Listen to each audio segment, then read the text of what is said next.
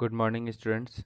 इससे पहले हमने पिछले पार्ट में टेलर के 4 प्रिंसिपल्स के बारे में पढ़े थे। आज हम लोग टेलर के साइंटिफिक टेक्निक्स के बारे में जानेंगे। टेलर के द्वारा काम करने के जगह पर डिफरेंट एक्सपेरिमेंट्स करके इस डिफरेंट टेक्निक्स को दिया गया है। टेलर के डिफरेंट टेक्निक्स, जो कॉमन टेक्निक्स यहाँ आपके सामने स्क्रीन पे आपको दिख रहा है। सबसे फर्स्ट है फंक्शनल फोरमैनशिप का। फंक्शनल फोरमैनशिप का मतलब है काम करने की जगह पे जो काम करते हैं, जो संस्था में या ऑर्गेनाइजेशन में, उनमें किस तरह के लोग होने चाहिए, कौन कौन से लोग होने चाहिए, कैसे उनका डिवाइडेशन होना चाहिए। आइए थोड़ा सा रीड कर लेते हैं, फिर आपको समझाते जाएंगे। In this technique Taylor suggested the division of factory in 2 parts. Taylor का कहना है कि हमेशा फैक्ट्री को 2 भागों में बांट देना चाहिए। एक होता है प्लानिंग और प्रोडक्शन डिपार्टमेंट में। प्लानिंग जिसमें प्लान किया जाएगा, और प्रोडक्शन जिसमें काम होगा, जहाँ सामान बनेगा, और प्रोडक्शन होगा। ठीक है। As Taylor feel that workers must be free from burden of planning, they must concentrate on work. उनका मानना था कि जो वर्कर्स हैं, जो काम करते हैं संस्था में, उनको प्लान करने के या सोचने से उनको फ्री कर दिया जाए, उनको सिर्फ काम करने के लिए दिया जाए और उनको प्लान बना के काम दे दिया जाए, और ताकि वो फ्रीली होकर के उस काम को अच्छे से करें। Taylor suggested under each department that there must be functional expert to supervise, guide and instruct the worker. Taylor का मानना था कि हर डिपार्टमेंट में एक कुछ एक्सपर्ट्स होने चाहिए जो उनको सुपरवाइज करें, गाइड करें और इंस्ट्रक्ट करें वर्कर्स को, ताकि वो अच्छे से काम को कर सके। आइए जानते हैं टेलर के और आगे उनके साइंटिफिक टेक्निक से related. Taylor said foreman must be intelligent. Taylor का मानना था कि जो भी 2 डिपार्टमेंट उन्होंने बांटे हैं, उसमें डिफरेंट डिफरेंट फोरमैन होने चाहिए। और फोरमैन कैसे होने चाहिए? Intelligent, educated, energetic, honest and specialized profession expert, और एक्सपर्ट्स होने चाहिए। Okay. All this qualities can not be find. और उनका मानना था कि ये सारे क्वालिटीज़ किसी एक व्यक्ति में तो नहीं मिलेगा, इसलिए हर डिपार्टमेंट में डिफरेंट डिफरेंट व्यक्तियों का होना ज़रूरी है, जो डिफरेंट डिफरेंट फील्ड में एक्सपर्ट्स हों। तो उनके अनुसार मिनिमम 8 एक्सपर्ट्स, उनके अनुसार कम से कम 8 एक्सपर्ट्स की आवश्यकता होगी किसी भी संस्था, किसी भी ऑर्गेनाइजेशन में, ईच डिपार्टमेंट के अंडर। आइए उनके 8 जो एक्सपर्ट्स हैं उनके बारे में जानते हैं। कैसे एक्सपर्ट्स होने चाहिए टेलर के मुताबिक? अंडर प्लानिंग डिपार्टमेंट, स्टार्टिंग में आपको बताया मैंने, टेलर ने किसी भी ऑर्गेनाइजेशन को 2 डिपार्टमेंट में बांटा है, एक प्लानिंग डिपार्टमेंट और एक प्रोडक्शन डिपार्टमेंट। तो प्लान और दोनों मिला करके 8 एक्सपर्ट्स होने चाहिए। टेलर के मुताबिक प्लानिंग डिपार्टमेंट में फर्स्ट कौन कौन से लोग होने चाहिए? सबसे फर्स्ट होने चाहिए रूट क्लर्क। रूट क्लर्क का मतलब है वो क्या काम करेगा, क्या फोरमैन का क्या काम रहेगा, ये देखते हैं, रीड करके मैं आपको बताता हूँ।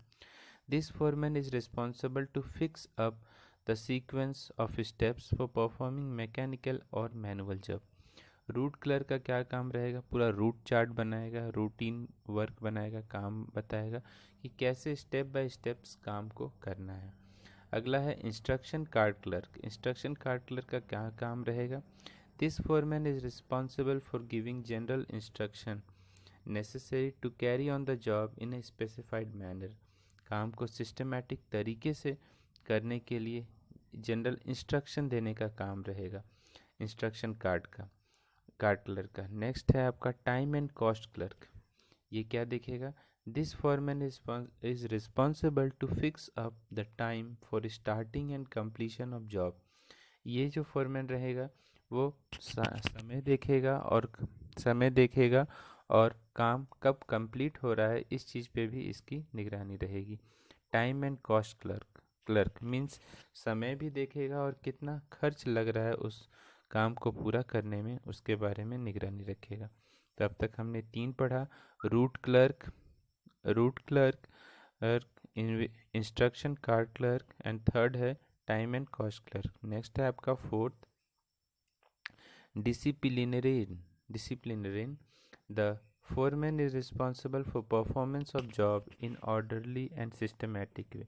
डिसिप्लिनरी क्या करेगा? डिसिप्लिन को देखेगा। एक जो वर्कर रहेगा, जो फोरमैन रहेगा, वो ये देखेगा कि जो उसके ऑर्गेनाइजेशन है, जो उसका इंस्टीट्यूट है, उसमें प्रॉपर कामों को फॉलो किया जा रहा है कि नहीं, हर कोई डिसिप्लिन में काम कर रहा है कि नहीं।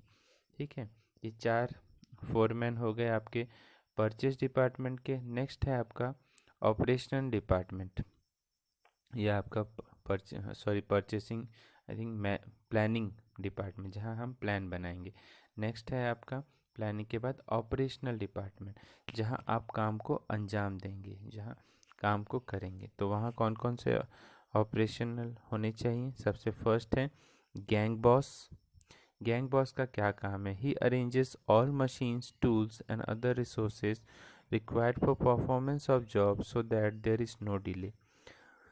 वो हर चीज़ों का ध्यान रखेंगे, सारे मशीनों का, टूल्स का, और हर उस रिसोर्सेज का जो एक व्यक्ति को या वर्कर को संस्था में काम करने में देरी ना हो, उसको आसानी से चीज़ों की उपलब्धता हो और बिना देरी हुए काम को आसानी से कर सकें। गैंग बॉस का ये काम रहेगा। नेक्स्ट है स्पीड बॉस। स्पीड बॉस का काम रहेगा कि वो स्पीड देखेंगे कि काम करने की क्या स्पीड है, क्या समय पे काम पूरा हो जाएगा। नेक्स्ट है रिपेयर बॉस। रिपेयर बॉस क्या देखेंगे? कुछ भी काम में त्रुटि रह गई, ये गलतियाँ, ये छूट गया, या मान लीजिए कुछ भी प्रॉब्लम हो जाता है मशीन में, जो प्रोडक्ट बना रहे हैं उसमें, तो उन प्रॉब्लम्स को देखेंगे, रिपेयरिंग का काम देखेंगे। नेक्स्ट है inspector. Inspector, this boss keeps check and quality control of output. Inspector पूरा होल चेकिंग करेंगे कि जो भी आप प्रोडक्ट बना रहे हैं, जो सामान आपके यहाँ बन रहा है, उसका प्रॉपर क्वालिटी है या नहीं, बेस्ट है या नहीं, और जो हम कस्टमर तक जाएगा बेस्ट क्वालिटी का प्रोडक्ट है या नहीं, इस चीज़ का निगरानी रखेंगे। ओके, नेक्स्ट देखते हैं फंक्शनल कीवर्ड्स दिया हुआ है। फंक्शनल फोरमैन्स के क्या कीवर्ड्स हैं जो काम कर रहे हैं संस्था में? Functional foremanship, appointment of specialized person, एक स्पेशलाइज जो काम करने में सक्षम हो उस व्यक्ति का नियुक्ति करना। Separation of planning and execution, एक प्लान बनाने वाला और एग्जीक्यूट करने वाला, काम को करने वाला, दोनों को अलग अलग बांटना। Based on supplementary principle of division of work, हमेशा काम को डिफरेंट डिफरेंट डिपार्टमेंट में डिफरेंट डिफरेंट लोगों को बांट दिया जाए। Violate principle of unity of command, कभी भी आप यूनिटी ऑफ कमांड को, प्रिंसिपल्स को वायोलेट नहीं करें, सबको मिल करके काम करें। ठीक है, नेक्स्ट है आपका standardization and simplification of work. Means जो भी आप संस्था में काम कर रहे हैं या जो भी आपका प्रोडक्ट बन रहा है, प्रॉपर स्टैंडर्ड का होना चाहिए, बेस्ट स्टैंडर्ड का। आइए रीड करते हैं थोड़ा सा। Scientific management always emphasize on maintaining standards relating to every step of business operation. तो हम कोई भी बिजनेस कर रहे हैं या कोई भी ऑर्गेनाइजेशन में कोई भी प्रोडक्ट बना रहे हैं या किसी भी काम को कर रहे हैं, हमारा अप टू स्टैंडर्ड होना चाहिए। अगर हमारे सामान का या हमारे काम का स्टैंडर्ड ही नहीं होगा तो उसकी कोई कदर नहीं करेगा, कोई पूछेगा नहीं। इसी प्रकार आगे देखते हैं। Standardization of output is possible if standard is maintain right from selection of tools, equipment and machine to use maximize the output by keeping in mind the quality standard. तो शुरू से ही स्टैंडर्ड हम कैसे मेंटेन कर सकते हैं? शुरू से ही हर चीज़ों में आप बारीकियां बरतेंगे, सिलेक्शन में, मशीन में, उसके जो काम कर रहे हैं वर्कर्स, उनके स्टैंडर्ड में, सब चीज़ों का अगर आप शुरू से स्टैंडर्ड एक एक चीज़ चेक करते रहेंगे तो कोई चांस ही नहीं कि आपका प्रोडक्ट विदाउट क्वालिटी के बने या ख़राब क्वालिटी का बने। हमेशा बेस्ट क्वालिटी देने का कोशिश करें। आगे है, देखिए, even modern techniques such as kaizen, six sigma, etc can be use to set up standard. Companies like Nokia, Apple, Nike, Vodafone, Videocon are using technique of standardization. बड़ी बड़ी कंपनियां, जितने भी स्टैंडर्ड की कंपनियां हैं जो आज मार्केट में अपना अस्तित्व बनाई हुई हैं, सब अपना एक स्टैंडर्डाइजेशन ज़रूर रखते हैं। आप लोग देखेंगे, एक न्यूज़ सुने होंगे कभी कि एक बार एप्पल का एक मोबाइल लॉन्च हुआ था, तो उसमें कुछ कमियां थी, कुछ खराबियां थी जो कस्टमर्स को प्रॉब्लम कर रहा था। तो एप्पल ने माना कि हाँ, उसकी कंपनी या जो भी उसने प्रोडक्ट बनाया उसमें गलतियां हैं, खामियां हैं। कस्टमर्स को जितने भी सेल किए थे उसने मार्केट में, सबको उसने वापस मंगा लिया अपने पास, और फिर से उसको उस गलती को, उस चीज़ों को सुधारा, तब जा कर के उसे फिर से मार्केट में लॉन्च किया।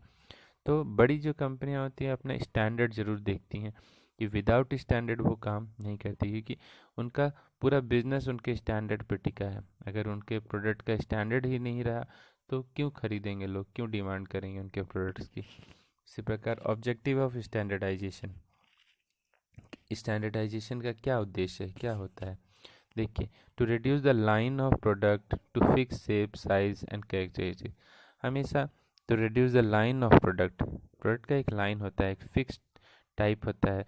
भाई कस्टमर्स हैं, कस्टमर्स को एक फिक्स स्टैंडर्ड की चीज़ें चाहिए।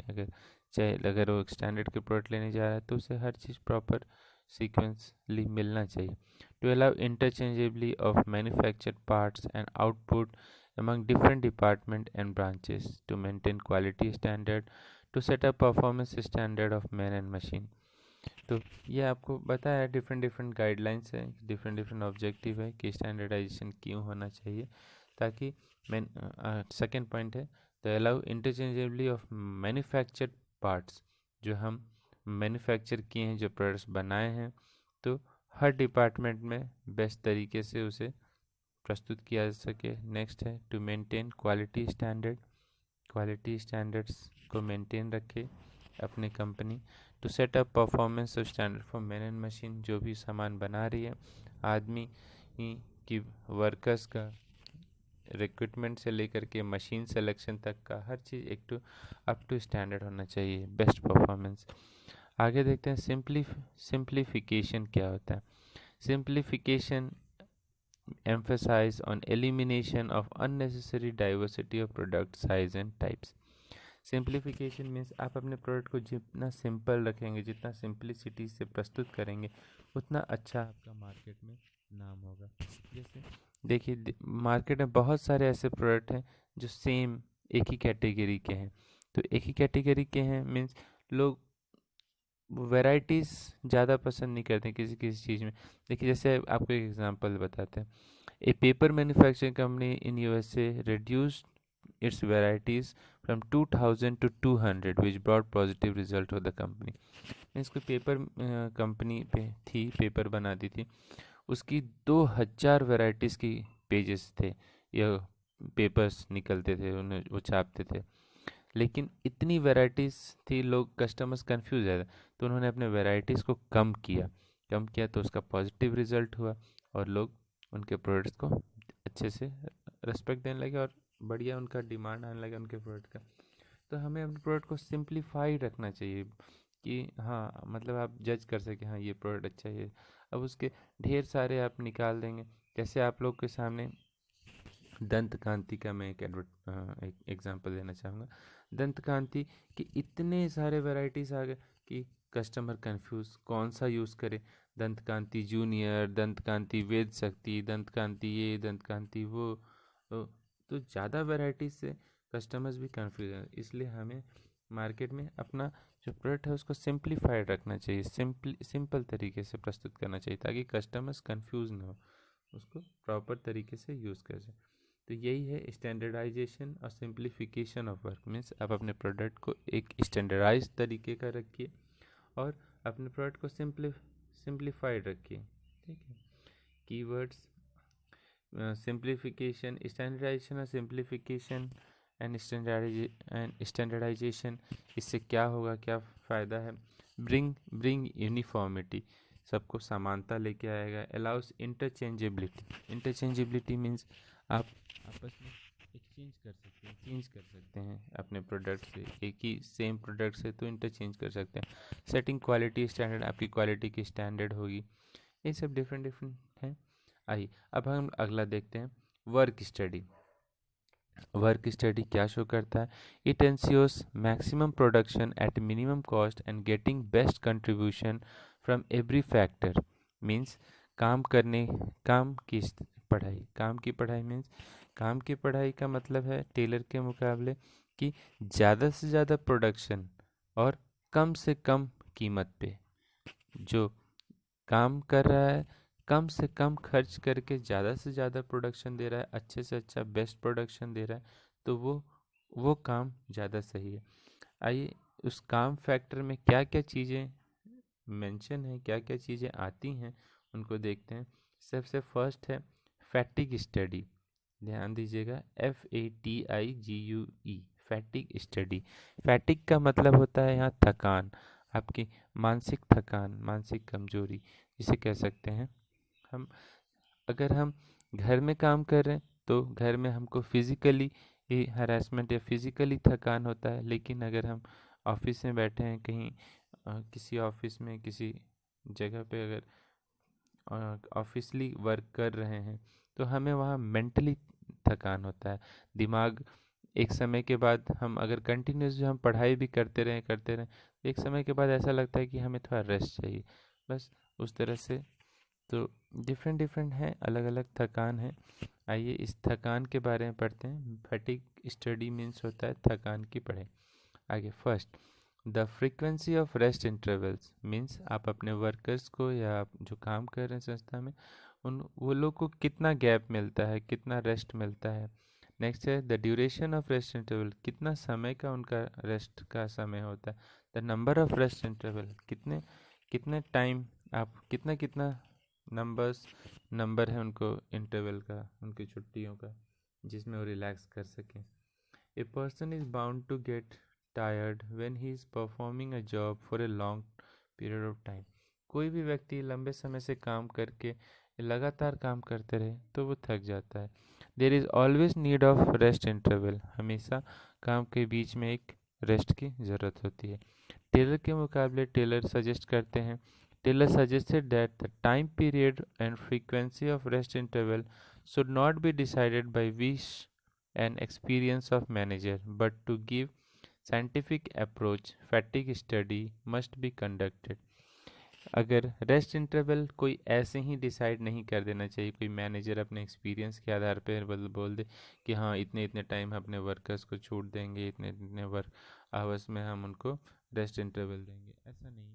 हमें प्रॉपर उनका स्टडी करना चाहिए, कब उन्हें थकान होता है, कब उन्हें रेस्ट चाहिए, इसका प्रॉपर स्टडी करके उनको प्रॉपर ब्रेक देना चाहिए। आइए एग्जाम्पल के लिए देख लेते हैं यहाँ पे। If there are 3 shift of work, अगर किसी भी ऑर्गेनाइजेशन किसी संस्था में 3 शिफ्ट में काम चल रहा है, 3 शिफ्ट में वर्कर्स काम कर रहे हैं। If after 1 shift worker gets tired he can be assign first and third shift. अगर एक शिफ्ट में अगर आदमी काम करके थक जा रहा है तो उसे पहला शिफ्ट और के बाद दूसरा शिफ्ट ना दे करके डायरेक्ट उसको थर्ड शिफ्ट में काम दिया जाए, मीन्स उसको सेकेंड शिफ्ट का इंटरवल दिया जाए। तो इसी तरह से हम देख करके उसका प्रॉपर स्टडी करके कि वर्कर्स को किन किन शिफ्ट में काम कराया जाता है, शिफ्टिंग में काम कराने का टेलर का मेन उद्देश्य ये था कि वर्कर्स लगातार काम करने पर थक जाते हैं, इसलिए उनका ये मानना था कि उनको शिफ्ट में काम कराया जाए ताकि वो शिफ्ट के अनुसार आराम से रिलैक्स होकर के काम कर सकें। अगला है मेथड स्टडी। मेथड स्टडी में हम क्या पढ़ेंगे?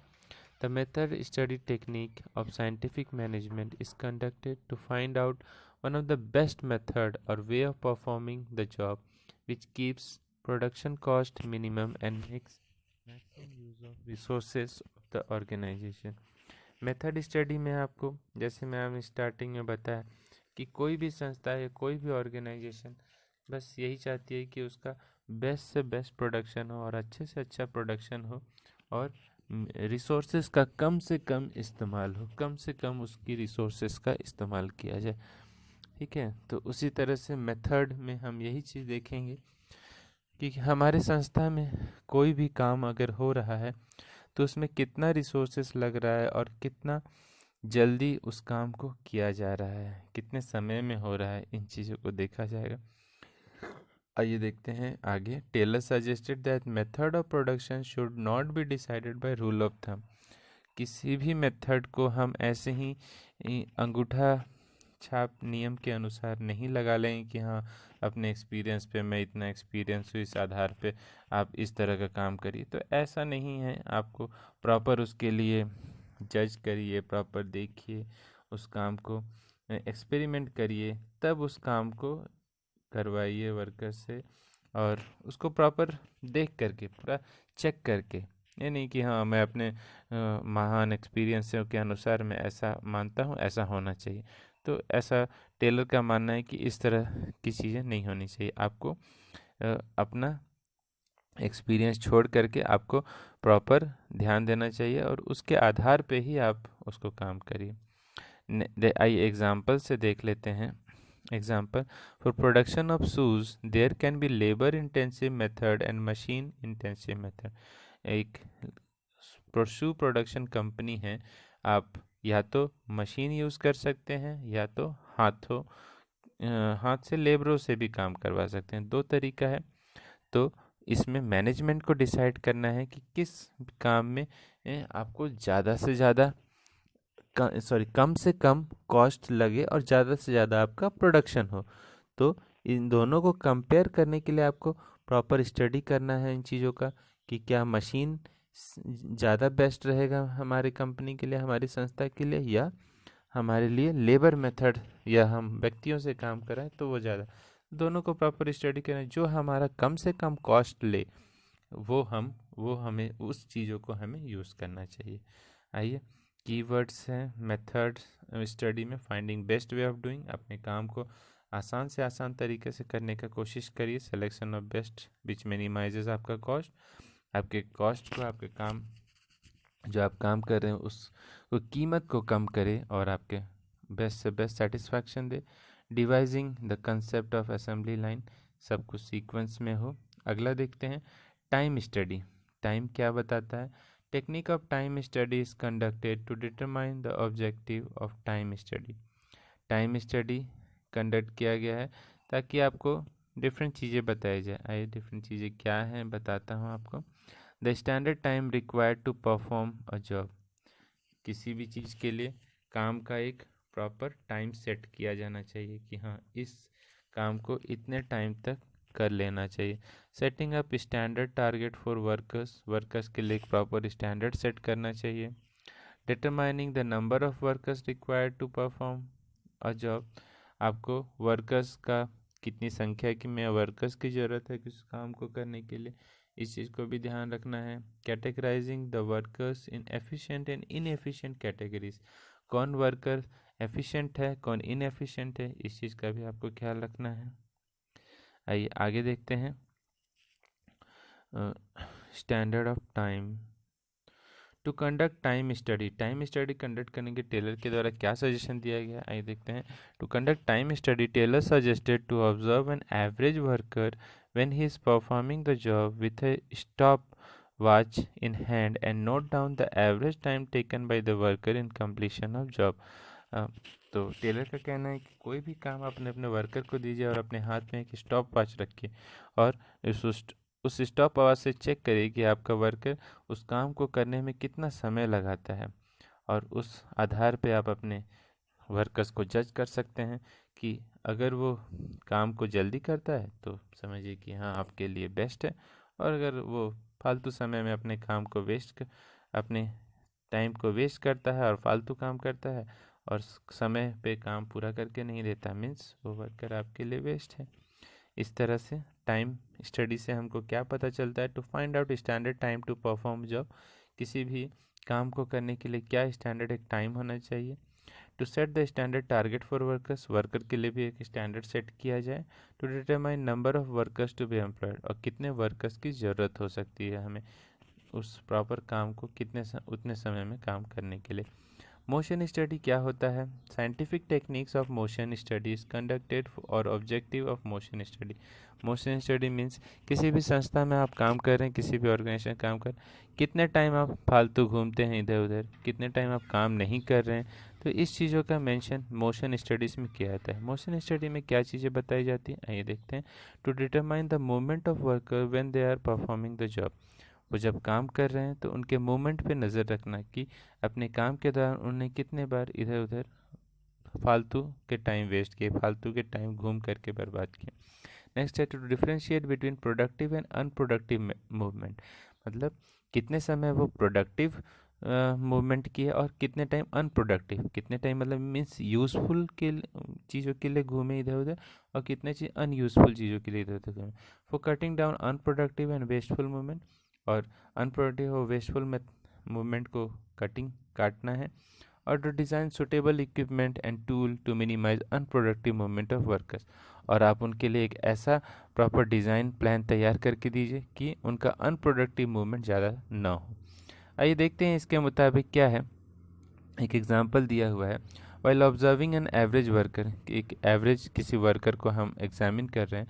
इफ़ इट इज़ ऑब्जर्व्ड, अगर देखा जाता है कि workers has to bend frequently to pick up the tools from tool box placed under his table, then a stool can be placed near his seat to keep the toolbox so that worker does not waste his energy in bending again and again। तो यहाँ कहना है कि एक worker है और अपना काम कर रहा है टेबल पे बैठ करके, और उसको 10 बार झुकना पड़ता है नीचे टेबल, क्योंकि उसके टेबल के नीचे उसका टूल बॉक्स है। उस टूल बॉक्स में झुकना पड़ता है, उसको बार बार टूल निकालना पड़ता है, फिर रखना पड़ता है, फिर निकालना पड़ता है। तो इसलिए इस वेस्टेज को दूर करने के लिए क्यों ना उसके टूल बॉक्स को ऊपर ही लगा दिया जाए, उसके जहाँ वो बैठता है वहीं पे। तो इससे बार बार झुकना और बार बार उठना ऊपर, उसका समय का लॉस बचेगा, उसका एनर्जी भी बचेगा। तो same energy can be use for improving his production capacity और एफिशिएंसी लेवल, और उसी एनर्जी को हम उसके प्रोडक्शन में लगाएंगे और उसके निखार में, उसकी जो क्षमता है उसके निखार में उसको यूज़ किया जा सकता है। देखिए, time study, motion study, method study, fatigue study, ये सारी स्टडी को करना ज़रूरी है हमें, अगर हमें मोशन स्टडीज़ और सब जानना है, वर्क स्टडी अगर हमें जानना है। तो नेक्स्ट है हमारा, ये कंप्लीट हो गया, वर्क स्टडी में ये सारी चीज़ें आती हैं। नेक्स्ट है हमारा differential piece wage system. Differential piece wage system में हम ये जानेंगे कि किस तरह से, किस रेट से वर्कर्स को वेजेस देना चाहिए, तनख्वाह देना चाहिए। टेलर के मुकाबले paying different rate of wages to efficient and inefficient. Taylor का कहना था कि जो एफिशिएंट है, जो काम करने में सक्षम है, जो सक्षमता दिखाता है, उसे उसके मुताबिक पेमेंट मिलना चाहिए, और जो इनएफिशिएंट है उसको उसके मुताबिक, मीन्स जो अच्छा काम कर रहा है उसे अच्छा पेमेंट, जो खराब काम कर रहा है उसे खराब पेमेंट, ऐसा इसका मानना है। और जो अगर अच्छा काम कर रहे हैं तो उसे एक्स्ट्रा पेमेंट दिया जाए, और ताकि वो और मोटिवेट हो और अच्छा काम करें।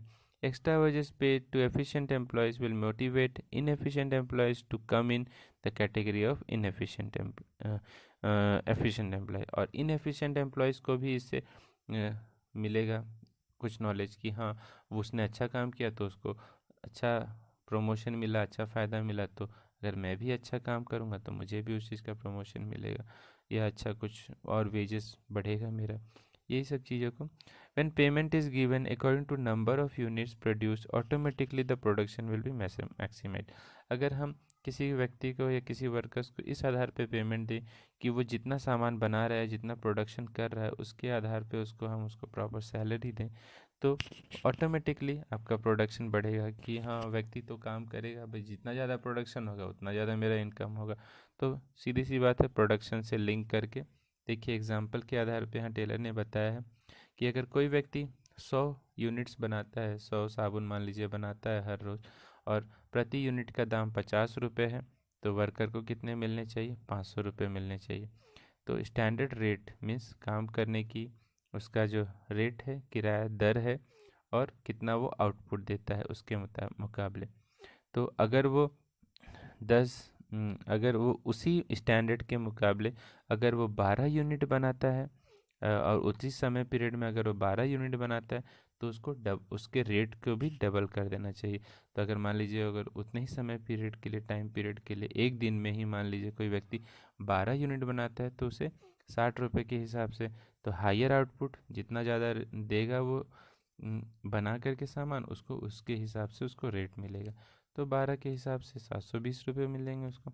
और अगर कोई व्यक्ति कम बनाता है तो उसको कम मिलेगा रेट। तो जैसे अगर कोई 8 बनाता है तो उसे 40 रुपये के हिसाब से, तो सबसे कम उसको 320 रुपये। जितना lower output lower rate, higher output higher rate, जितना आउटपुट देगा उसको उतना काम दिया जाएगा। और कोई स्टैंडर्ड रेट है, स्टैंडर्ड रेट के मुकाबले अगर वो काम करता है तो उसको स्टैंडर्ड रुपीज़ दिया जाएगा। आइए आगे देखते हैं। डिफरेंशियल वेज हो गया। अब मेंटल रेवोल्यूशन। मेंटल रेवोल्यूशन में ये चीज़ बताता है कि change in mental attitude of workers and management towards each other. जो संस्था में काम कर रहे हैं वर्कर्स और मैनेजमेंट के बीच में आपस में काफ़ी सामंजस्य होना चाहिए। मेंटल रेवोल्यूशन ये नहीं कि मैनेजमेंट बॉस की तरह होनी चाहिए। मैनेजमेंट को अपने वर्कर्स के हर छोटे बड़ी चीज़ों का ध्यान रखना चाहिए। Cooperation between workers and management, हमेशा वर्कर्स और मैनेजमेंट के बीच में कोऑपरेशन होना चाहिए, सामंजस्य होना चाहिए। अगर उनके बीच में सामंजस्य नहीं होगा तो ऑर्गेनाइजेशन ठीक से चल नहीं पाएगा, ऑर्गेनाइजेशन का काम प्रॉपर नहीं हो पाएगा। आगे है ruling out feeling of suspicion or prejudice from hands of workers and management to adapt systematic thinking. Ruling out feeling of suspicion, मतलब मैनेजमेंट को कभी ये नहीं सोचना चाहिए कि हाँ हम शासन कर रहे हैं, हम रूल कर रहे हैं अपने वर्कर्स के ऊपर। ठीक है, उनको एक सिस्टमेटिक तरीके से सोचना चाहिए कि ये भी वर्कर्स हैं, काम कर रहे हैं ऑर्गेनाइजेशन के डेवलपमेंट के लिए, हम भी ऑर्गेनाइजेशन के लिए काम करें, तो दोनों मिल के काम करेंगे तो ज़्यादा बेटर रिजल्ट होगा। इसलिए Taylor said that generally in every organization worker feel that management exploits them, overburdens them with excess work and pays them less. हर संस्था, हर ऑर्गेनाइजेशन में का यही थिंकिंग, वर्कर्स ऐसा सोचते हैं कि मैनेजमेंट हमेशा उनको परेशान करती है या एक्सप्लॉइट्स करती है, उनका ख़राब तरीके से यूज़ करती है, उनको ज़्यादा काम करवाती है और देती कम है पैसा। On the other hand, management feels that workers always grumble, they follow go slow policy, damage the equipment and work carelessly. और मैनेजमेंट सोचती है कि वर्कर्स कुछ ध्यान नहीं देते, प्रॉपर रूल्स फॉलो नहीं करते, प्रॉपर काम नहीं करते और केयरलेसली काम करते हैं। तो इन्हीं दोनों के बीच में मेंटल रेवोल्यूशन है चाहिए। दोनों को एक दूसरे की प्रॉब्लम्स और जो भी उनकी अच्छाइयाँ हैं उन चीज़ों को दोनों को समझना चाहिए। अगर मैनेजमेंट और वर्कर्स में अगर सामंजस्य नहीं होगा तो ऑर्गेनाइजेशन सक्सेस नहीं हो पाएगा। तो दोनों के बीच में आपस में पॉजिटिव थिंकिंग और कोऑपरेशन की भावना होनी चाहिए। आइए नेक्स्ट देखते हैं। ये हमारा साइंटिफिक टेक्निक्स ख़त्म हो गया टेलर के द्वारा। अब हम देखेंगे, हम लोगों ने प्रिंसिपल्स पढ़ा है, हेनरी फ्योल के प्रिंसिपल्स और एफ.डब्ल्यू. टेलर के प्रिंसिपल्स। दोनों के जो प्रिंसिपल्स हैं उनके कंपैरिजन किया गया है यहाँ पे। उनका comparison on the basis of first है कंसर्न्स के आधार पे। टेलर कहते हैं Taylor technique and principles are concern with worker efficiency. Taylor का जो प्रिंसिपल्स है ज़्यादा वर्कर के एफिशिएंसी पे निर्भर करता है, पर फ्यूल का कंसर्न ज़्यादातर मैनेजमेंट पे आधारित है, वो मैनेजमेंट पे ज़्यादा फोकस करने की कोशिश करते हैं। नेक्स्ट है लेबल एंड पर्सपेक्टिव। टेलर का क्या पर्सपेक्टिव है? टेलर का perspective is lowest level in the organization. Taylor ज़्यादातर लोवेस्ट लेवल ऑर्गेनाइजेशन में जो भी सबसे नीचे लेवल पे काम कर रहे हैं उनके ऊपर फोकस करते हैं, पर फ्यूल हाईएस्ट लेवल, संस्था में जो ऑर्गेनाइजेशन में हाईएस्ट लेवल पे काम करते हैं उन पे फोकस करते हैं। और नेक्स्ट है एम्फेसाइज। किस पे ज़्यादा एम्फेसिस करते हैं टेलर? टेलर ज़्यादातर एम्फेसिस करते हैं प्रोडक्ट के काम के स्टैंडर्ड पे, काम प्रॉपर स्टैंडर्ड का होना चाहिए। पर फ्यूल किस पे फोकस करते हैं?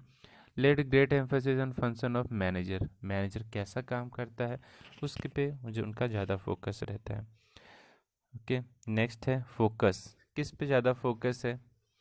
Taylor led focus on eliminating wasteful movement and saving energy of workers. Taylor का मानना है, टेलर का सोचना है कि फालतू के मूवमेंट या वर्कर्स का ज़्यादा से ज़्यादा एनर्जी बचाने का उनका थिंकिंग है। और फ्यूल का थिंकिंग है, fuel focus on development of principle of better management in focus in improving overall achieve station. तो फ्यूल का बेटर मैनेजमेंट पे ज़्यादा उनका फोकस है कि अगर अच्छा मैनेजमेंट होगा तो काम अच्छे से होगा। और फ्यूल का मानना है कि भी मैनेजमेंट अगर अच्छे से होगा तो सब कुछ अच्छे से होगा। पर टेलर का मानना है कि हमको फालतू के काम नहीं करने चाहिए, वर्कर्स को इधर उधर फालतू अपनी एनर्जी वेस्ट नहीं करना, अपना एनर्जी सेव करके प्रोडक्शन में ज़्यादा ध्यान देना चाहिए। मेजर कंट्रीब्यूशन टेलर का मानना है वह developed as a scientific technique and scientific principle. Taylor ने साइंटिफिक टेक्निक और साइंटिफिक प्रिंसिपल्स दिया है। फ्यूल का contribution 14 principles of general management दिया गया है। Personality, Taylor developed a personality of scientist and becomes famous as father of scientific management. Taylor को father of scientific management से जाना जाता है और फ्यूल को general father of general management के नाम से जाना जाता है। और रिसर्चर भी उन्हें कहा जाता है, रिसर्चर भी हैं वो। आगे है unity of command. Do not follow the principle of do not follow this principle as Taylor insisted on minimum 8 bosses. Taylor का मानना है do not follow this principle as Taylor insisted on minimum 8 bosses और strictly followed this principle that is only 1 bosses for 1 employ. और Fayol का कहना है कि एक संस्था एक बॉस होना चाहिए और टेलर का कहना है कि कम से कम हर संस्था में एक 8 बॉस होने चाहिए जो अलग अलग सबको इंस्ट्रक्शन दें सबको। Do not follow principle as insisted on minimum 8 bosses. तो 8 बॉसेस वाला प्रिंसिपल्स फॉलो किया जा सकता है टेलर के मुकाबले। और फ्यूल कहते हैं कि केवल एक बॉस होना चाहिए संस्था में और एक एम्प्लॉय जो उसकी बातों को सुने। Expression, Taylor technique are expressed as scientific management. Taylor के टेक्निक साइंटिफिक हैं और फ्यूल्स के टेक्निक थ्योरी ऑफ एडमिनिस्ट्रेशन, कैसे सत्ता चलानी है, कैसे संस्था को चलाना है, उस पर आधारित है। एप्लीकेबिलिटी, टेलर का जो सिद्धांत है, टेलर के जो प्रिंसिपल्स हैं स्पेशलाइज सिचुएशन के लिए एप्लीकेबल है, लेकिन फ्यूल के जो प्रिंसिपल्स हैं वो यूनिवर्सली एप्लीकेबल है। Thank you. आई होप आपको समझ में आया होगा। आप अच्छे से इसको और समझने के लिए एक प्रॉपर बुक रीड करिए बढ़िया से, और जो भी प्रॉब्लम है आपको, जो दिक्कत है, आप मुझसे पर्सनली पूछ सकते हैं। ओके, तो ध्यान रखिए, अपना ख्याल रखिए और प्रॉपर घर पे पढ़ाई करते रहिए। Thank you. Have a good day.